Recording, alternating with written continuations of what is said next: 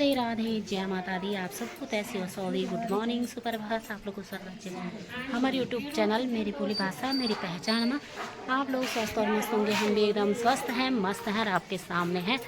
तो सुबह के 10:30 हो चुके हैं और मेरी ब्लॉगिंग स्टार्ट अपने मायके से हो रही है, खूबसूरत फूलों के साथ।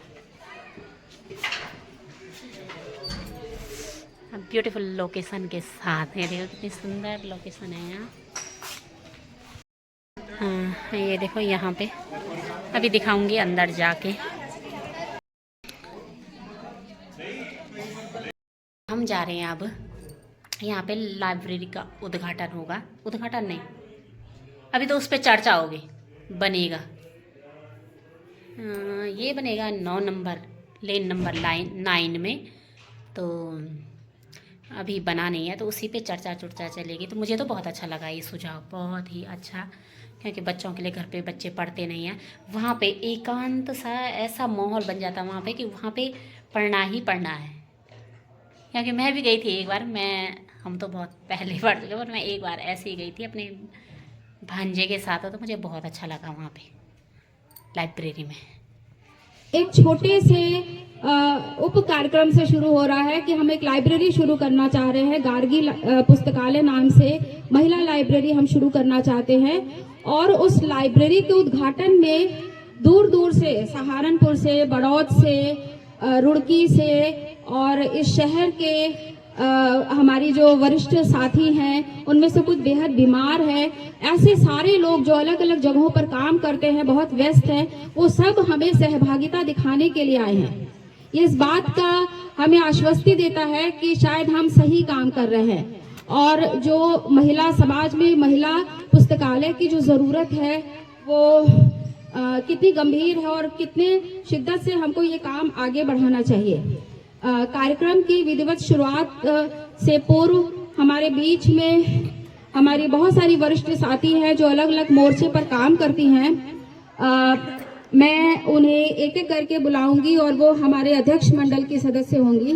सबसे पहले मैं एक ऐसे शख्स से आपका परिचय कराना चाहूंगी जिनके बिना हम उत्तराखंड आंदोलन में महिलाओं की भागीदारी की कल्पना भी नहीं कर सकते थे। देहरादून शहर से लेकर के और पहाड़ों तक तमाम इलाकों में घूम घूम करके इन्होंने उत्तराखंड राज्य बनने की क्या जरूरत है, और उसमें उससे भी पहले जो गौरा देवी ने तरह तरह के काम किए थे, जंगल के खिलाफ, शराबबंदी के खिलाफ, उस तरह के कामों से प्रेरित वो महिला जिनका नाम आइए। और मैं ये भी बताना चाहूंगी कि ये कैंसर सर्वाइवर है और ये लेखिका भी हैं, और लगातार बीमारी के बावजूद शहर के और देश भर के अलग अलग कार्यक्रमों में वो सक्रिय होती हैं। दी आपकी उपस्थिति हम सबके लिए बहुत प्रेरणादायी है। इसके साथ ही हमारी अध्यक्ष मंडल की एक दूसरी सदस्य है जिनका काम और जिनका अनुभव शायद 2 महाद्वीपों में बिखरा हुआ है। छोटे से शायद गांव से या कस्बे से, और पढ़ाई इन्होंने डॉक्टरी की पढ़ाई की उन्होंने लखनऊ मेडिकल कॉलेज से, और फिर भारत के अलग अलग शहरों में डॉक्टरी में अपनी सेवा देने के बाद ये काफी लंबे समय तक जर्मनी में रही और वहां पर इन्होंने डॉक्टर के रूप में काम किया। और सिर्फ डॉक्टर तक ही इन्होंने अपने को सीमित नहीं रखा, बल्कि हमेशा से एक सोचने समझने वाले, पढ़ने वाले, बुद्धिजीवी महिला के रूप में इन्होंने समाज में अपनी पहचान बनाई। और उनको जर्मनी भी एक समय के बाद शायद उतना रास नहीं आया, और इनकी आत्मा जो है वो भटकते हुए देहरादून आई, और शायद देहरादून की वादियों ने उन्हें खींच लिया, और आज वो यहीं की फिलहाल तो वासी हैं। और हमारी कोशिश होगी कि हम इनको देहरादून का स्थायी निवासी बना ले। मैं आपका परिचय डॉक्टर नीमा लाहिड़ी से करा रही हूँ। नाम आइए प्लीज।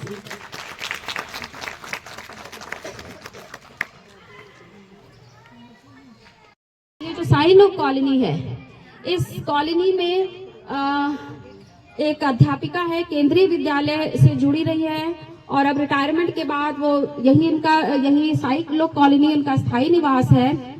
और जब ये कॉलोनी शुरू ही हुई थी तभी वो यहाँ आकर के बसी, और तब से इनकी कोशिश रही है कि ये जो कॉलोनी है इसमें ये सिर्फ एक रिहायशी जगह ना हो, बल्कि पढ़ने लिखने वालों का, एक सामाजिक रूप से प्रबुद्ध लोगों का एक समाज यहाँ पर बने, और समय समय पर इस कॉलोनी के अंदर जितने भी सामाजिक सांस्कृतिक कार्यक्रम होते हैं, त्योहार होते हैं, उसको एक नया रूप देने में इनकी बड़ी भूमिका रहती है। मैं आपके सामने ऐसी महिला जिनका बहुत लंबा समय एक सामान्य गृहिणी के रूप में बीता, और गृहिणी के रूप में भी वो उनके अंदर जो अच्छा पढ़ने का, अच्छा सोचने का और सांस्कृतिक जो साहित्यिक जो जीव था उनके अंदर, वो कभी मरा नहीं, और उन्होंने अपनी बेटियों को भी इसी तरीके से पाला। और अब एक उम्र का एक लंबा पड़ाव पार करने के बाद वो जो उनके अंदर एक साहित्यिक कीड़ा था, वो अंदर अब रहने के लिए अब नाकाफी था, और वो बाहर निकल आया है, और अब वो हमारे बीच में एक बहुत अच्छी अनुवादक के रूप में जानी जाती हैं। और मैं जिन्होंने दुनिया जहां के बहुत सुंदर साहित्य, अमेरिका से लेकर के और ब्रिटेन में जो भी अंग्रेजी साहित्य लिखा जाता है, जो निश्चित रूप से सामाजिक सरोकार से जुड़ा होता है, ऐसी किताबों का अनुवाद करने वाली और हिंदी पाठक तक उसको पहुंचाने वाली उषा नौडियाल जी, मैं आपको अध्यक्ष मंडल है, वो अपनी खुद की पहचान वाला अध्यक्ष, किसी का मोहताज नहीं है, अपनी इनकी खुद की पहचान है, और उसके साथ ही साथ वो अपनी निजी जिंदगी के साथ साथ सैकड़ों हजारों लोगों की जिंदगियों को अलग अलग तरीके से बदलने के काम में लगी हुई हैं। तो आप सबसे प्रेरणा लेते हुए हम ये कार्यक्रम शुरू करते हैं, और इस कार्यक्रम की शुरुआत में जो देहरादून की टीम जो गार्गी पुस्तकालय की स्थापना कर रही है, उस टीम के सदस्यों को मंच पर आमंत्रित कर रही हूँ, और वो आ गए यहाँ जवां कदम जिंदगी को ढूंढते हुए गीत आपके सामने प्रस्तुत करेंगे। आ गए यहाँ जवां कदम जिंदगी को ढूंढते हुए, गीत गा रहे हैं आज हम रागिनी को ढूंढते हुए, को ढूंढते हुए। अब दिलों में ये उमंग है, ये जहां नया बसाएंगे, अब दिलों में ये उमंग है। वो जिंदगी के फलसफे को, जिंदगी के चुनौतियों को न सिर्फ ढूंढ करके बाहर निकालेंगी, बल्कि इस समाज को सुंदर बनाने के लिए काम करेंगी। हमारी साथियों ने इस इलाके में काम करना शुरू किया महिलाओं के बीच में, तो कुछ दिन काम करने के बाद उन्हें महसूस हुआ कि हम महिलाओं के बीच में, लड़कियों के बीच में कहीं ना कहीं ज्ञान की एक कमी है, एक ऐसी कमी जो उनको आगे नहीं बढ़ने देती है, जो एक ऐसी कमी जो उनके अंदर आत्मविश्वास को कम कर देती है, और ज्ञान की एक ऐसी कमी जो उनके चेतना को, जो उनका जो के लायक नहीं छोड़ती है। जहां हम देखते हैं कि हमारे पुरखों ने कहा था अस्तो माँ सदगमय जो तमसो माँ ज्योतिर्गमय, आज से सैकड़ों हजारों साल पहले हमारे पुरखों ने अपना जो उनका अनुभव था उसी से ये समझ लिया था कि अंधकार से हमें प्रकाश की ओर जाना है, और जो सत्य है वही असत्य पर विजय दिलाने में हमारी मदद करेगा।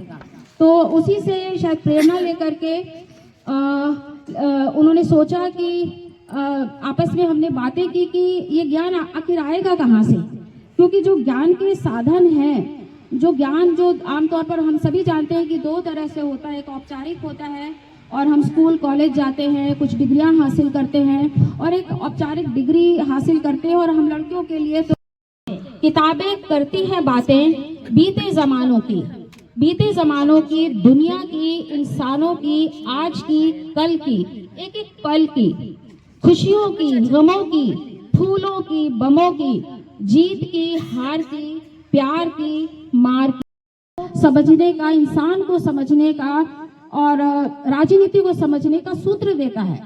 और जिंदगी को हम छू करके उन किताबों के माध्यम में, उन किताबों में जो लिखा रहता है, वो अनुभव जो है वो किसी और का अनुभव होता है, वो हमारा अनुभव बन जाता है। दुनिया में तो हम देखते हैं कि कितनी बड़ी बड़ी क्रांतियां हुई हैं, जिनकी शुरुआत तो औरतों ने की है, अनपढ़ औरतों ने, मजदूर औरतों ने।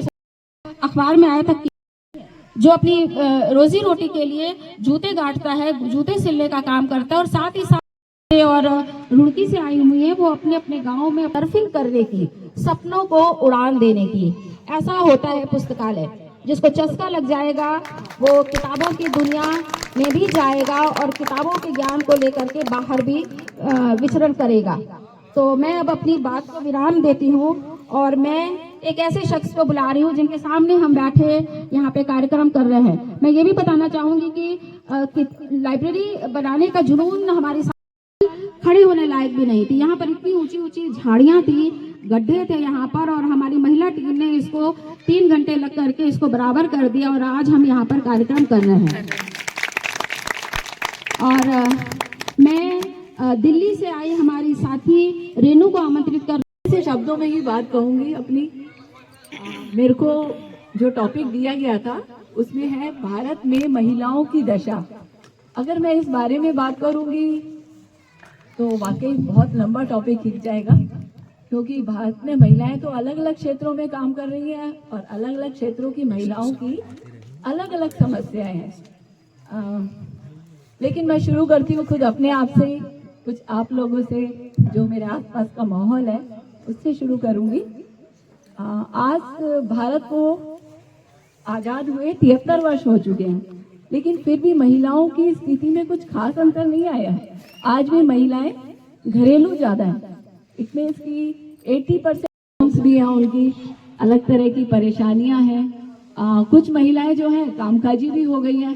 जैसे कि मैं दिल्ली में देखती थी कि बहुत सारी लड़कियां सुबह सुबह काम के लिए जाती थी, मेट्रो पूरी भरी रहती थी। मतलब ऐसा लगता था कि सारी लड़कियां काम पे जा रही हैं, कोई भी लेडी घर पे नहीं रहती, शायद सभी जाती हैं काम पे, पर ऐसा नहीं है।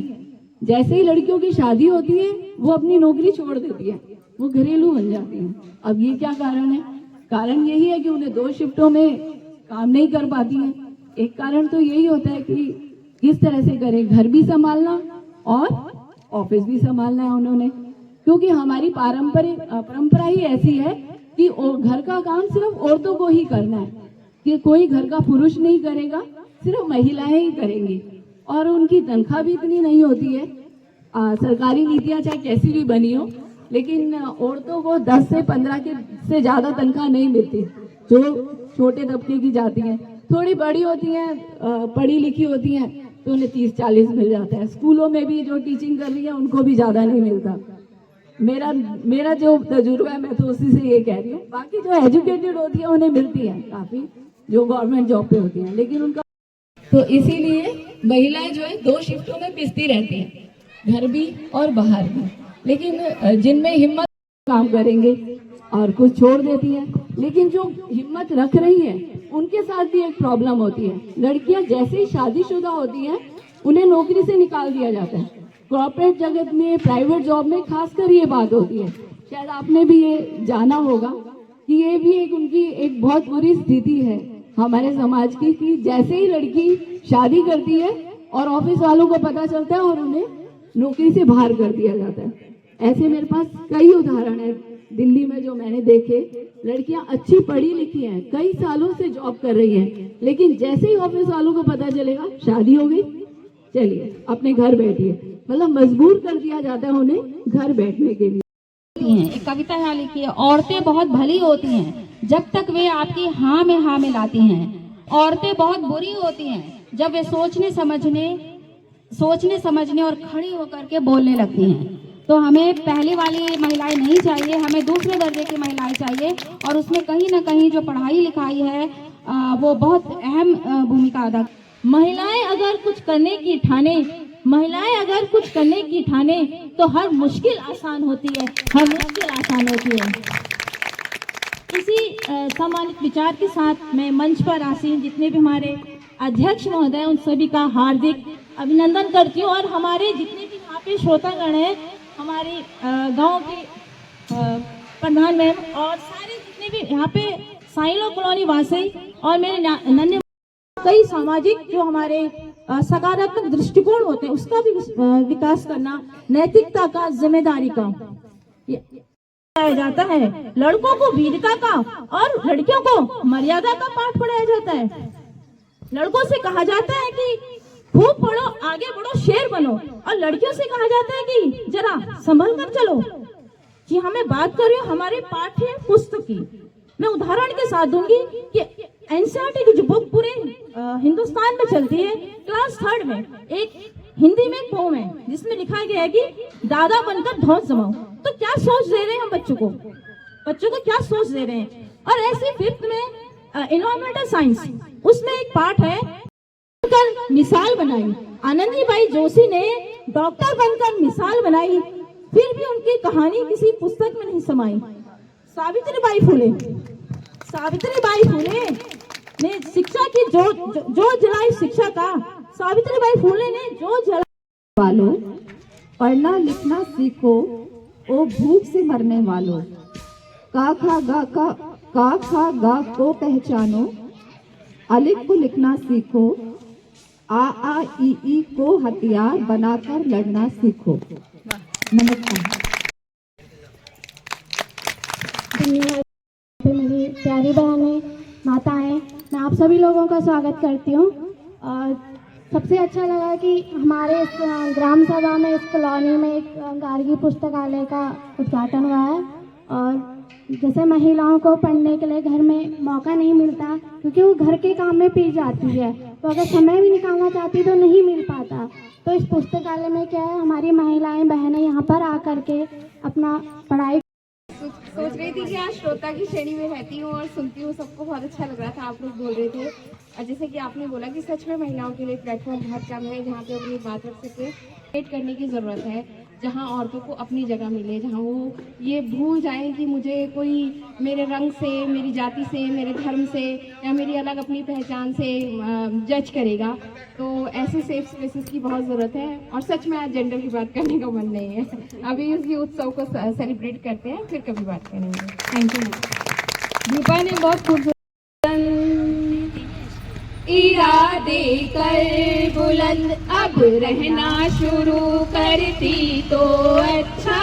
आँखों में आंसू है, तेरे सीने में है शोर था। इरादे कर